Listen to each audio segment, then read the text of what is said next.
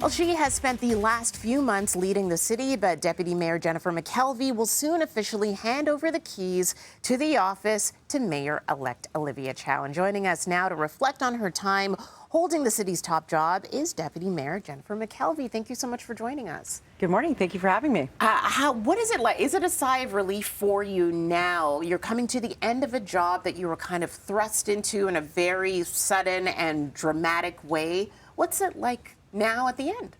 Well, it definitely was a whirlwind, and so it is going to be nice to get back to just serving my community of Scarborough Rouge Park 100% of the time. That's what I was elected to do, but also using the summer to catch up a little bit with my family in particular. Right, because you were like the busyness level just went right up as soon as you were put in office, right? Yeah, absolutely. I mean, you're busy as a councillor also, but it is a big city, and there's a lot of geography to cover, so you're a little bit busier as mayor. What was your biggest challenge, you would say, as deputy mayor filling in?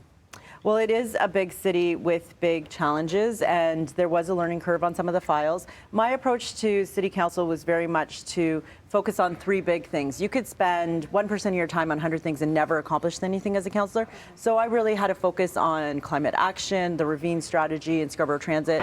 Moving into the role, into the office of the mayor, I had to learn a whole bunch about a whole lot of files across the whole city, areas of the city I hadn't even visited before, despite living here my whole life. So it was a really wonderful learning experience. The people of Toronto are warm and friendly, and I had so much fun meeting all of them. And that's great that you'll take that learning experience and then, put it into your work as a councillor as well, knowing what's going on in other wards as well, on top of everything. Absolutely.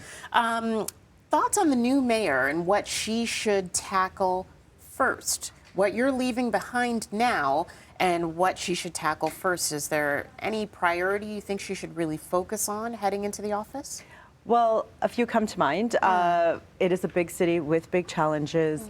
The biggest challenge is the finances of the city.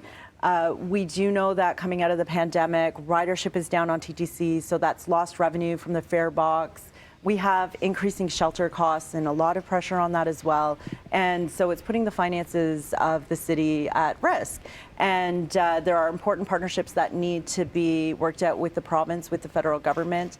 One of the first acts that new Mayor Olivia Chow will have is to bring the financial long-term report to council. The report is ready. She had asked for it to be considered in a special session next month by the executive and then come to council in September. So that's going to be the biggest order of business for her.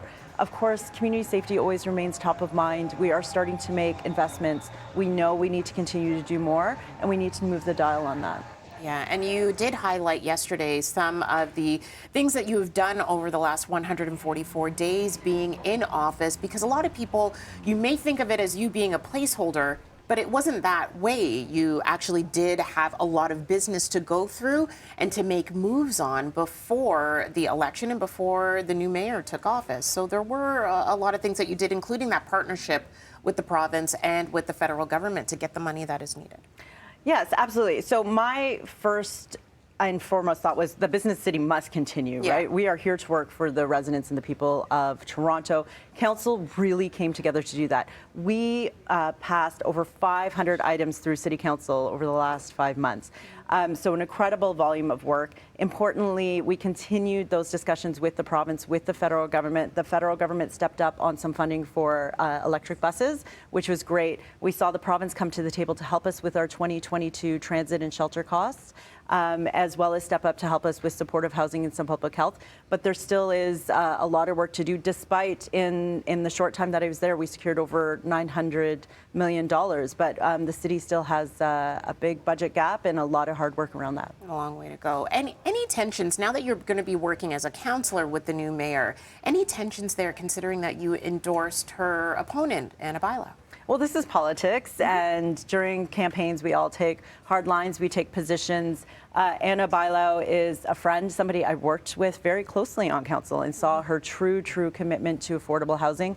Olivia Chow is also going to be an excellent mayor, and she's going to serve the people of Toronto well.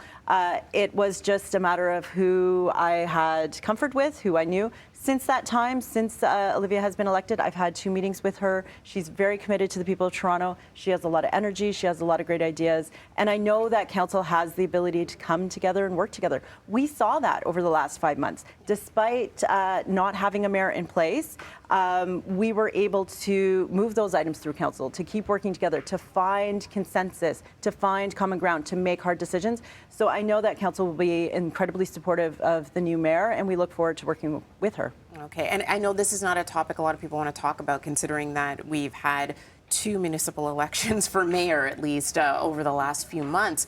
But in 4 years, again, when we have another election, is there a chance that you would run?